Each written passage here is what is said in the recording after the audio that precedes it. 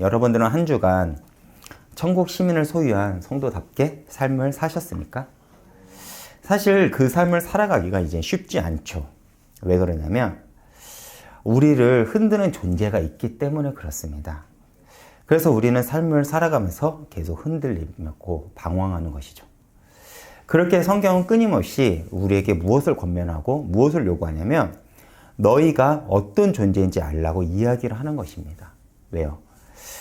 성도의 믿음은 결국 하나님 아는 만큼 커지고 내가 어떤 존재인지 아는 만큼 흔들리지 않기 때문에 그렇습니다. 하나님이 세상보다 크심을 안다면 우리는 그분을 신뢰하는 만큼 흔들리지 않을 것입니다. 저는 계속해서 이러한 믿음에 대한 개념을 이야기하는 이유는 무엇이냐면 저희 교회는 계속 말씀을 나아갑니다. 저희 교회는 말씀을 하나하나 뜯어보고 자세히 살펴보면서 이 말씀이 어떤 말씀인지 알고 그리고 이 말씀을 통해 우리가 하나님이 어떤 존재인지 알기 위해서 우리는 말씀을 자세하게 뜯어보고 있죠. 왜요? 하나님을 더 알기 위해서입니다. 그리고 하나님을 아는 만큼 하나님을 믿는 우리 역시도 흔들리지 않을 것입니다. 그렇게 오늘 우리의 믿음의 대상이 되신 하나님에 대해서 한 걸음 더 알아가는 시간을 가져보겠습니다. 제가 말씀을 준비하면서 이제 한 가지 습관이 있어요. 그것이 무엇이냐면 말씀을 딱 보다 보면 꽂히는 게 있어요. 꽂히는 단어나 문장, 구절이 있습니다.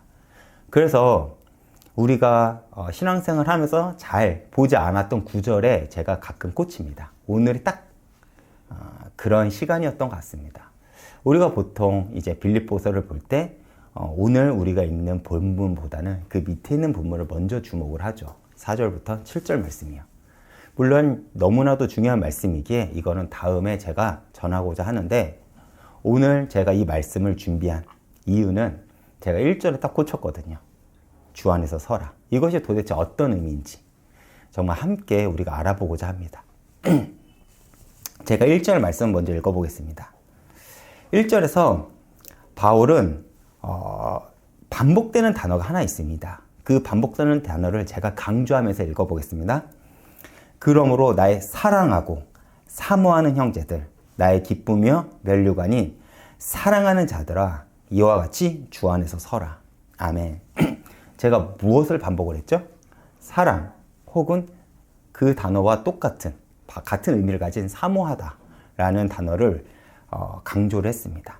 왜 그러냐면 여러분들이 성경을 읽을 때 항상 주의해야 될 것, 이제 기억해야 될 것은 무엇이냐면 성경에서 같은 단어가 반복돼서 나온다라고 하면 이 단어를 이 저자가 강조하려고 단어를 썼구나라고 여러분들이 생각하시면 됩니다.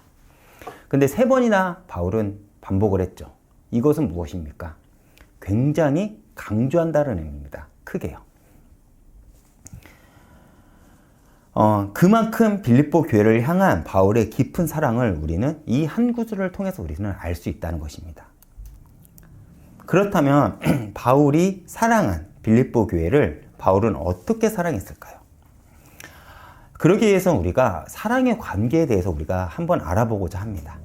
여러분, 우리가 흔히 잘못 알고 있는 사랑의 관계는 무엇이냐면 서로 최선을 다하는 관계라고 생각하는 것입니다. 그런데 그런 관계는요, 서로의 이익에 따른 계약에 묶인 관계죠. 그렇기 때문에 오늘날 많은 젊은 세대들이 그러한 관계를 사랑의 관계라고 생각하기 때문에 저 사람이 나에게 어떤 것을 주지 않으면 그 관계를 끊어버리고 그래서 오늘날 결혼을 했어도 이혼이라든지 이러한 경우들이 많습니다. 자녀들도 그렇죠. 자녀들도 부모님이 나에게 최선을 다하는 것을 원합니다. 근데 그렇지 않죠. 사랑의 관계는 그렇게 최선을 다하는 관계가 아닙니다. 제가 스포츠를 좋아하니까 스포츠로 제가 예를 들어보겠습니다. 어떤 구단이 한 선수와 계약을 하고자 합니다. 그 선수와 계약을 하고자 할 때 그 선수의 능력에 맞게 계약을 하죠. 그렇죠? 그리고 그 선수는 그 계약에 맞게 최선을 다해 경기를 합니다. 그런데 그 구단이 그 그 선수에게 큰 규모의 계약을 했는데 그에 맞지 않는 경기를 한다면 그 구단은 그 선수를 다른 구단에 팔거나 혹은 다음에 계약할 때는 그 선수와 계약을 하지 않겠죠. 왜 그래요? 그 선수는요, 내가 준 대가만큼 열심히 하지 않았기 때문에 그렇습니다. 그렇죠. 또 반대로 계약 규모에 비해 그 선수가 너무 잘한다면 다음 계약할 때 그 구단은 그 선수에게 맞게 이전보다 더 큰 규모의 계약을 할 것입니다.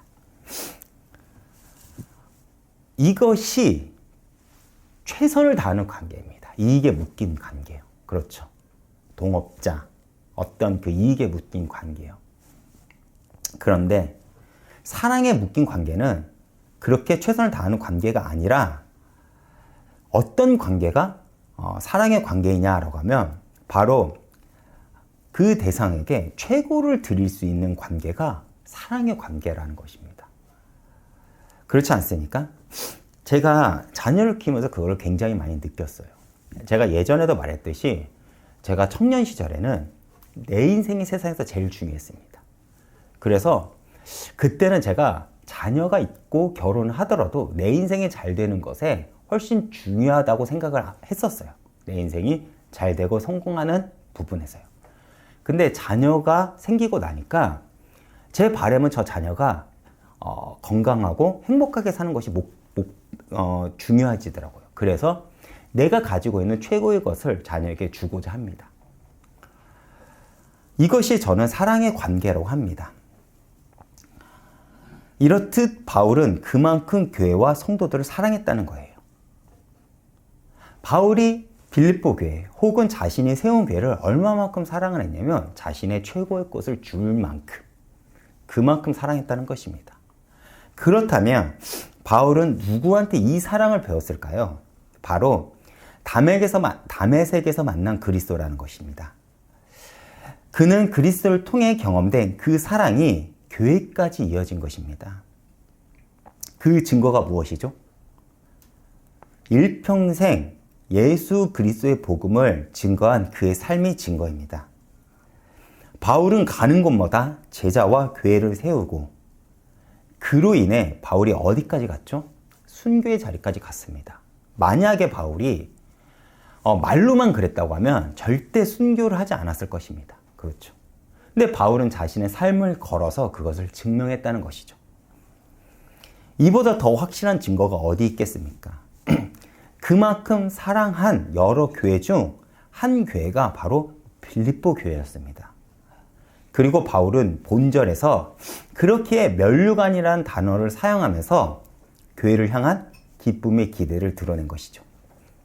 면류관은 무엇이죠? 당시 운동 경기를 하면 승리자에게 주었던 명예적인 월계관이었습니다. 여러분들이 예전에 그리스 올림픽, 고대 올림픽을 보면 그 승리자에게 월계관을 씌워주죠. 그것을 이제 면류관이라고 합니다. 그것을 상징합니다. 즉, 바울에게 있어서 빌립보 교회 교인들이 영적으로 성장하며 그리스도인의 삶을 사는 것이 현재 그에게 주어진 기쁨이었으며 명예고 자랑이었다는 것입니다. 더 나아가 이것은 미래 하나님 앞에서 그의 수고가 헛되지 않았음을 보여주는 증거이며 그에게 주어질 상의 근거였기에 바울에게 교회는 자신의 자랑이요 사랑의 대상임을 우리는 알 수 있죠. 사실 저는 이러한 바울의 마음이 이해가 됩니다. 이전까지는 사실은 제가 부교육자로 살면서 사역을 열심히 했고 말씀을 열심히 준비했습니다. 그러나 교회를 개척을 하고 나니까 마음가짐이 달라지더라고요. 제가 가지고 있는 자랑과 기대 역시 바울과 크게 다르지 않음을 제가 요즘 많이 확인을 합니다. 아까도 얘기를 했지만 저희 교회가 굉장히 신기한 교회예요. 규모가 굉장히 작거든요. 근데 주일학교가 있고요. 그리고 벌써 파송 선교사가 나왔습니다. 이걸 뭘로 설명할 수 있을까요? 그래서 너무나도 자랑하고 싶어요. 물론 자랑할 대상들이 많이 없어서. 그래서 여러분들 앞에 제가 자랑한 곳입니다.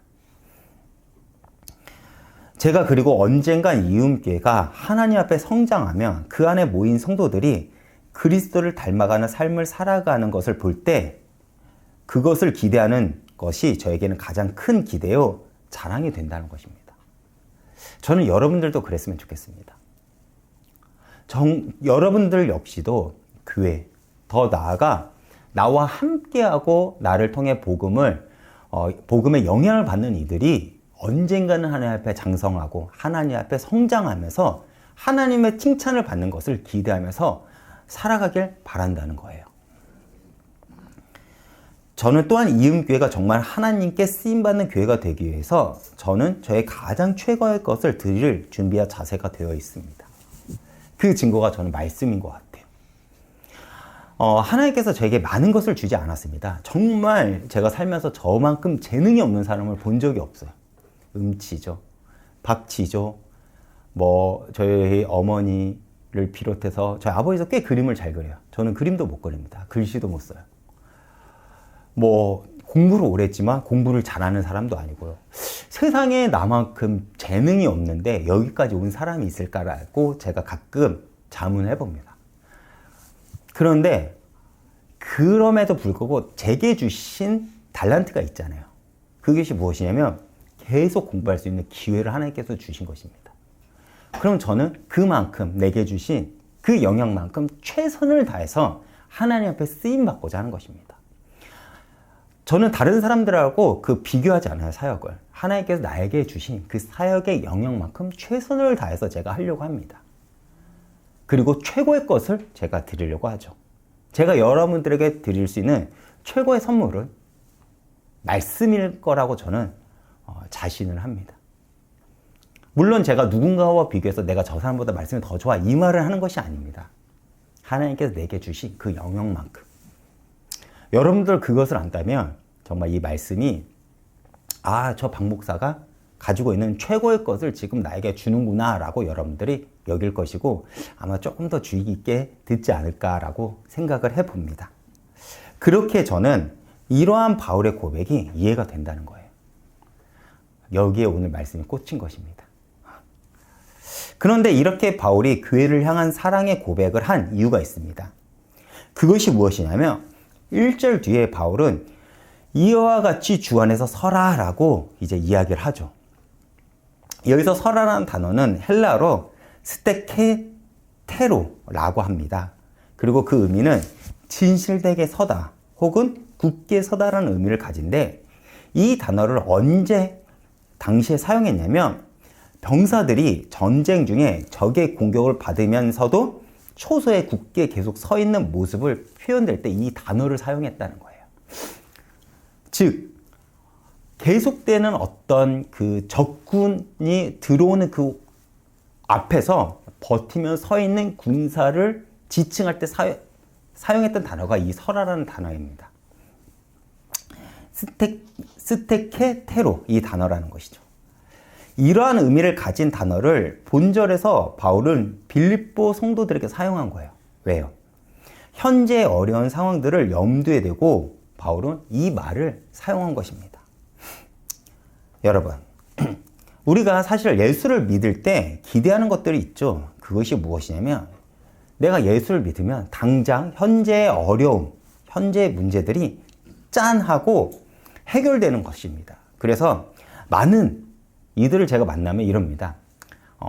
내가 예수님을 섬겨봤어. 내가 기도해봤는데 문제가 해결 안 되더라. 내가 기대하는 어떤 것들이 나타나지 않더라. 이런 얘기를 제가 꽤 많이 듣습니다. 나는 최선을 다해봤어. 그런데 신앙은 그런 게 아니에요. 성경은 그렇게 말하지 않습니다. 성경은 계속해서 우리에게 요구하는 것이 뭐냐면 현재 상황을 버티며 살아가라고 합니다. 그런데 그것이 예수를 믿으면서 우리는 굉장히 답답합니다. 그렇죠. 그런데 아이러니하게도 성도의 신앙은 그러한 막막한 상황 속에서 더욱 성장하고 믿음이 단단해진다는 거예요. 사실 우리가 생각하기에 지금 시대가 예수를 가장 잘 믿고 믿음이 단단해야 됩니다. 만약에 생각한다. 왜요? 우리가 예수를 믿는데 어떠한 걸림돌이 없지 않습니까? 그렇죠. 근데 여러분 한번 생각해 보세요. 교회사를 생각하면 지금만큼 믿음이 약한 시대가 없습니다. 가장 믿음이 강했던 시대를 꼽으라라고 하면 가장 핍박이 강했던 아마 초대교회 시대일 겁니다. 우리나라로 비교하면 일제 강점기 혹은 전쟁, 6.25 전쟁 때 교회를 지켰던 그때가 아마 믿음이 가장 강했을 때라고 우리는 생각을 하죠. 근데 우리의 생각과 상식과는 벗어나지 않습니까? 우리가 예수를 믿을 때 문제는 무엇이냐? 기대는 무엇이냐? 그런 문제가 해결되는 거예요. 내 자녀가 잘 되고 내가 그나마 먹고 살 수 있는 그 삶을 살아가는 정도. 우리는 그걸 생각을 하고 예수를 자유롭게 믿을 수 있는 그런 상황을 우리가 생각하는데 그런 시대가 왔는데 문제는 무엇이냐? 청년 세대가 교회를 떠나고 많은 이들이 내 중심대로 예수를 믿기 시작한 것입니다. 그런데 문제 앞에 버티며 살아간 그 시대 속에서 아이러니하게 믿음은 더 성장한다는 것이죠. 그렇다면 우리가 알아볼 것이 무엇이냐면 당시 빌립보 교회는 어떤 어려움이 있었냐는 거예요. 그 힌트가 2절에 있습니다. 제가 읽어보겠습니다. 내가 유오디아로 권하고 순두개를 권하노니 주 안에서 같은 마음을 품어라. 여기서 두 여인이 등장하죠. 두 여인 유도디아와 순두개 사이에 갈등이 있었다고 주석에서는 설명을 합니다. 이것이 왜 교회에 문제가 되냐면 두 여인의 갈등이 얼마나 심한지 교회에 근심이 될 정도였다는 거예요. 왜냐하면 빌립보 교회는요, 다른 교회들과 달리 여인들이 중심으로 세워진 교회였습니다. 여러분, 빌립보 교회가 어디에서 시작된지 기억하십니까? 루디아 집을 중심으로 세워졌습니다. 그렇기에 상대적으로 빌립보 교회는 다른 교회는 달리 여자들의 역할이 굉장히 컸다는 거예요. 그리고 아마도 이 두 여인은 교회의 중심이 되는 인물이었음을 우리는 추측할 수 있습니다.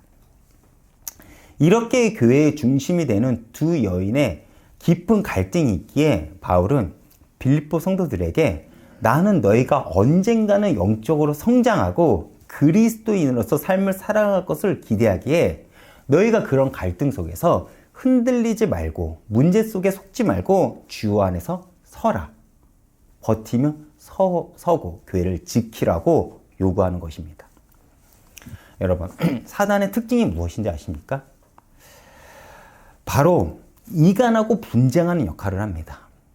사단 혹은 마귀라고 하죠. 이 마귀라는 단어를 원어로 분석을 하면 헬라어로 디아볼로스라고 합니다. 그리고 이 단어를 동사로 사용하면 디아발로라고 하는데 그 의미는 비방하다, 비난하다라는 의미를 가집니다. 즉, 사단이 우리의 죄성을 가지고 우리를 흔드는 방법이 무엇이냐라고 하면 서로 비방하게 하고 분쟁하게 한다는 거예요. 이해가 가시죠? 그렇다면 우리는 언제 상대를 비방하고 우리 관계 속에서 이러한 공동체에서 우리는 언제 분쟁을 하죠? 내 이익을 따를 때입니다. 그렇죠. 나만을 생각할 때 우리는 상대를 지적을 하고 비난을 합니다. 왜요? 그래야 내가 옳다고 여기기 때문에 그래요. 내가 옳다고 여기기 위해서 우리는 남을 짓밟고 비난하고 분쟁을 우리는 일으킵니다. 그리고 내 편을 가르죠. 이것이 세상 방법입니다. 지금 우리가 바라보는 세상이 다 그렇지 않습니까? 정치에서도 그렇고요. 우리가 살아가는 그 교권 역시도 그렇습니다. 딱 무리를 정해놓고 한 대상을 적으로 만듭니다. 그리고 계속해서 그 적과 나와 가르죠. 우리 팀 거예요. 그렇죠. 우리가 지금까지 들었던 것. 그렇지 않습니까? 그런데 아이러니하게 기독교가 세상을 이긴 방법은 그렇지 않았다는 거예요. 그 대표적인 예가 무엇이죠? 바로 예수님입니다. 예수님의 특징은 무엇입니까? 죽어야 살게 되었고, 그리고 져야 짐으로써 세상에서 승리하셨죠. 그렇죠. 그리고 그렇게 기독교는 세상에서 버티며 서왔습니다. 또 다른 예를 들어보면 초대교회가 그러지 않았습니까? 초대교회가 언제 무력으로, 반란으로, 분쟁으로 세상을 정복했나요? 단 한 번도 초대교회는 그러한 역사가 없었습니다. 그렇죠. 오늘날 교회의 문제는 무엇이냐면 무력으로, 자신의 권력으로, 힘으로 자신의 이익을 취하려고 하니까 세상에 조롱을 받고 세상에서 손가락질을 받는 것입니다. 기독교의 방법은 그렇지 않다는 거예요. 그래서 그 승리의 증거가 이 복음이 초대교회를 넘어 오늘날 우리들에게까지 이어진 것입니다. 그렇다면 이 방법은 지금도 여전히 우리에게 유효하다는 것 아니겠습니까? 우리들도 마찬가지겠죠. 세상은 여전히 우리를 계속 흔들 거예요. 무엇을 해요? 나를 세상과 가르고 분쟁하고 비난함으로써 부모와 자식 간에, 그리고 교회 안에서 성도들 간에, 같은 그리스도 안에서, 같은 나라 안에서, 민족 안에서 끊임없이 사단은요, 우리를 분쟁하게 하고 비난하게 하는 그 상황 속으로 우리를 몰아넣고 우리를 흔들 것이라는 것입니다. 왜요? 세상의 공중권세 잡은 사단은 우리를 흔들기 위해 가장 좋은 방법이 그것이기 때문에 그렇습니다. 그렇다면 우리는 어떻게 우리의 대적자 앞에서 버티며 서 있을 수 있을까요? 오늘 빌립보서 4장 1절의 말씀처럼 주 안에서만 있을 때만이 가능하다는 것입니다. 즉, 성도들이 어려운 시험을 당할 때 굳게 그리고 진실되게 서 있을 수 있는 것은 우리가 항상 주와 동행할 때 비로소 가능하다는 거예요. 여러분, 미련한 이들의 특징은 무엇인지 아십니까? 언제나 그들의 선택은 세상이라는 거예요. 세상이라는 것은 세상이 말하는 방법과 내 소욕을 따른다는 것입니다. 내 본능이요. 이해가 가십니까? 사단은 그걸 굉장히 잘 알아요. 너가 무엇을 원하는지. 그래서 그거를 굉장히 잘 건넙니다. 우리는 그것을 마치 내가 하고자 하는 것인데 사단은 그걸 굉장히 잘 알기 때문에 세상의 메시지로, 야, 너만 잘 되면 돼. 네가 원하는 것을 해. 너가 오라. 라는 메시지를 계속 우리에게 줌으로써 내 중심으로 살아가게 합니다. 그래서 미련한 이들의 선택은 언제나 세상이죠. 왜요? 그 방법이 우리의 눈으로는 문제가 해결되는 것처럼 보이고 내가 즐겁고 내가 행복하다고 여기기 때문에 그렇습니다. 그러나 지혜 있는 자들의 선택은 무엇입니까? 언제나 예수요. 언제나 복음입니다. 우리가 왜? 내 눈으로 보면 저걸 선택하면 망할 것 같은데 우리는 왜 예수를 선택을 할까요? 우리는 한 가지를 분명히 알고 있지 않습니까?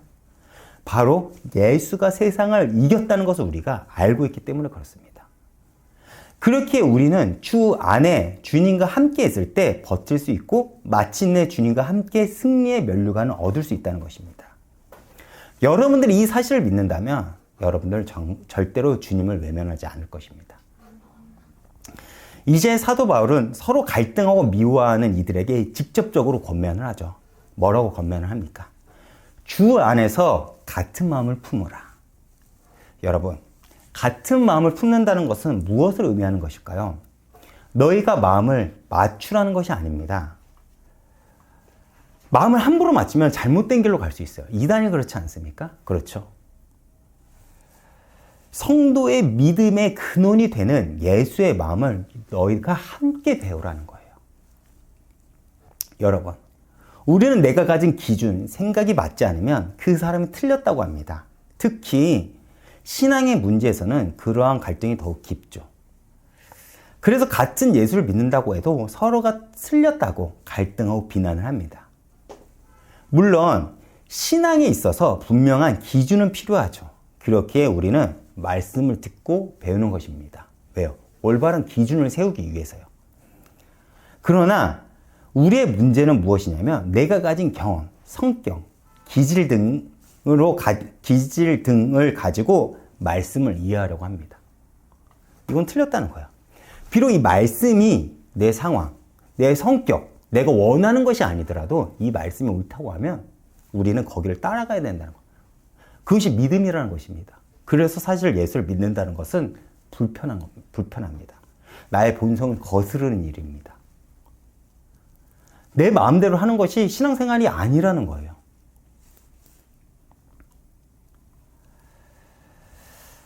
우리는 내가 가진 것을 가지고 말씀을 이해하기에 서로 갈등하는 것입니다. 바울이 빌립보 교회에게 그리고 오늘날 예수를 믿는 성도들에게 말하는 것은 무엇입니까? 그래서 너희의 믿음의 한 뿌리, 즉 너희가 그리스도에게서 나왔으니 그의 마음을 배우고 따르라는 것입니다. 그래서 여러분들 이 자리에서 말씀을 듣고 있는 것입니다. 오늘날 교회가 놓치는 것이 무엇이죠? 교회 안에서 성도들끼리 같은 마음을 품는 것을 놓칩니다. 왜 그렇죠? 우리는 언제나 내 사정이 먼저이고 나만 생각하기 때문에 그렇습니다. 그런데 교회라는 것은 예수 그리스도를 머리를 삼아 서로가 한 지체가 되는 공동체가 교회입니다. 그래서 교회는 한 개인을 넘어 언제나 함께의 공동체, 그 의미를 가지고 있죠. 그래서 예수님은 누가복음 10장 27절에 자신에게 영생이 무엇이냐 물어보는 율법교사에게 너는 최고의 율법이 무엇이라고 생각을 하냐고 이제 물어보는 장면이 나오죠. 그때 그 율법교사가 예수님의 말씀에 뭐라고 대답합니까? 그는 율법교사이기 때문에 신명기의 말씀을 들어 이렇게 얘기를 합니다. 내 마음을 다하여 목숨을 다하며 힘을 다하며 뜻을 다하여 주 여호와 하나님을 사랑하고 또한 내 이웃을 자신과 같이 사랑하라 하였나이다 라고 예수님의 질문에 대답을 합니다. 그 대답에 예수님의 반응은 무엇이죠? 28절에 이렇게 대답합니다. 내 대답이 옳도다. 이를 행하라. 그러면 살리라. 내가 예수님과 함께 동행하고 생명을 얻는 가장 구체적인 방법이 무엇이냐라고 하면 내 이웃을 내 몸과 같이 사랑하는 거래요. 이거를 다르게 표현해 볼까요? 교회를 이루라는 것입니다. 사단과 세상의 방법과는 전혀 다르겠죠. 이것은 우리에게 무엇을 알려주는 것일까요? 우리의 관계는 이익의 관계가 아닌 서로가 서로에게 최고의 가치가 되는 관계임을 의미합니다. 만약 여러분, 머리는 명령하는데 손과 발이 머리에서 지시한 대로 움직이지 않고 따로 움직인다고 생각해 보십시오. 그 사람이 정상적인 삶을 살아갈 수 있을까요? 그렇지 못하겠죠. 우리는 그러한 사람을 보고 장애인이라고 합니다. 그렇죠.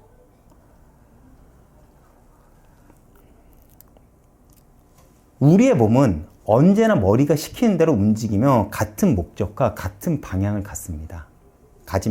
그렇죠. 교회가 그런 곳이라는 거예요. 교회는 머리 대신 그리스도를 중심으로 같은 목적과 방향을 가지고 움직이는 공동체가 바로 교회라는 곳입니다. 이것이 교회의 존재 이유입니다. 그런데 여기까지 이야기를 하면 우리는 부담이 됩니다. 왜 그래요? 우리는 여전히 죄에 쉽게 반응하고 여전히 죄가 우리에겐 더 매력적이기 때문에 그렇습니다. 즉, 죄성에 우리가 가지고 있는 그 죄의 가장 큰 특징은 무엇이냐면 나만 생각한다는 거예요. 그 이기심이 우리가 가지고 있는 죄의 가장 큰 특징이라는 것입니다.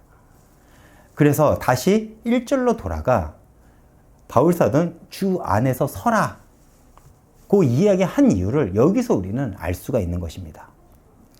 제가 아까 서다라는 이 단어의 의미가 적군 앞에서 물러서지 말고 버티어 서 있다라는 의미를 가진다고 이야기를 했습니다.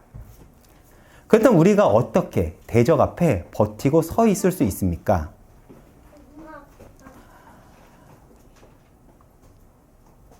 지금 바울은 갈등이 있는 교회를 향해 예수를 믿는 성도가 대적, 사단의 공격에 어떻게 버티며 이겨낼 수 있는지에 대한 방법을 우리에게 알려주고 있는 거예요. 그리고 그 방법은 바로 같은 마음을 품는 것입니다. 여러분, 예수를 믿는다는 것은 언제나 나를 넘어서는 사건입니다.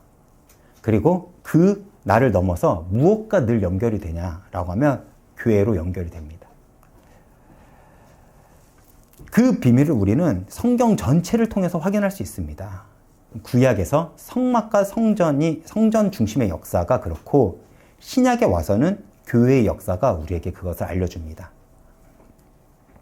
오늘날 많은 성도님들이 교회가 타락했고 이제 자신은 신앙을 지키기 위해서 혼자 신앙생활을 하겠다고 이야기를 합니다. 그런데 우리가 분명히 기억해야 될 것이 있습니다. 그것이 무엇이냐면, 하나님은 어느 시대마다 그 시대의 답은 언제나 교회였음을 우리는 분명히 기억해야 된다는 거예요.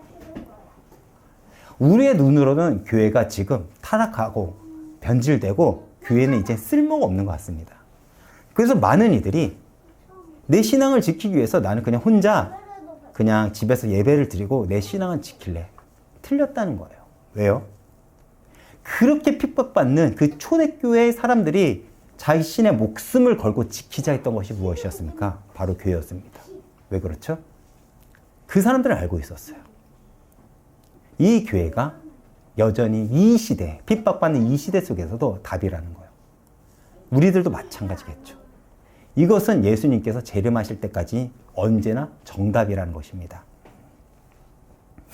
그래서 바울이 3절에 자신과 함께 멍에를 지고 함께 수고한 이들이 생명책에 기록되고 있었음을 이야기하고 있는 것입니다. 여기서 멍에를 졌다는 것은 무엇입니까?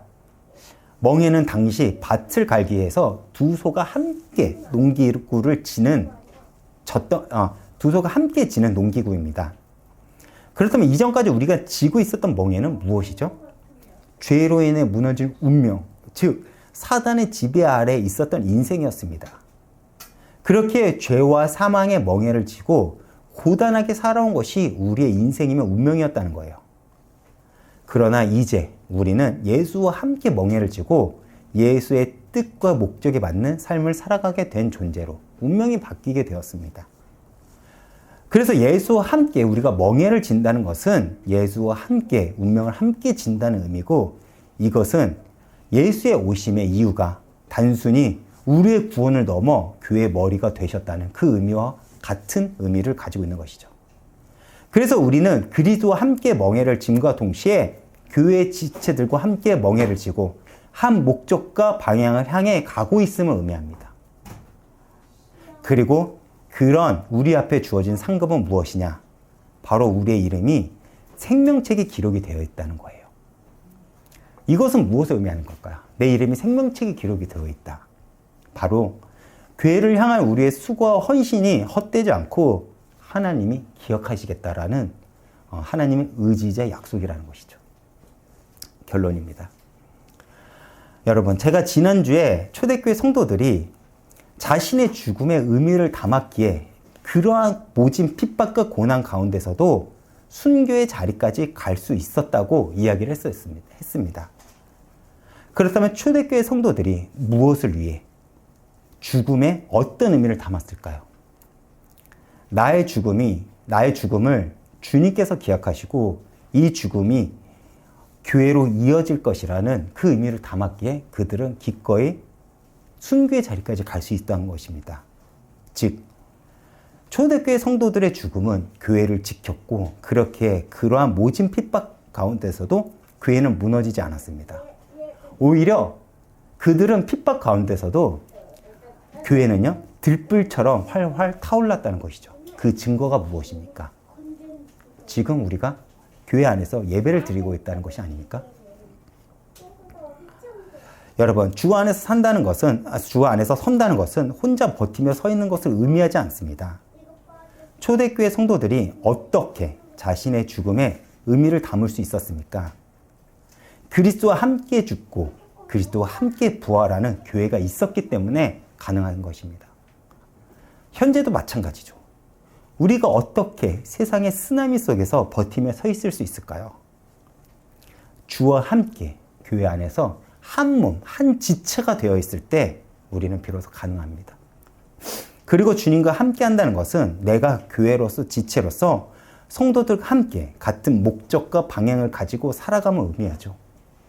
우리가 이것을 기억한다면 우리는 흔들리지 않고 현재를 넉넉히 살아갈 수 있을 것입니다. 내 삶에 여러분, 교회를 담으시길 바라겠습니다. 이번 주 찬양은 제가 그래서 그가 오신 이유라는 찬양을 준비했어요. 여러분, 예수가 이 땅에 왜 오셨을까요? 바로 우리를 구원해 주기 위해서입니다. 그런데 그 방법은 세상의 방법과 다르죠.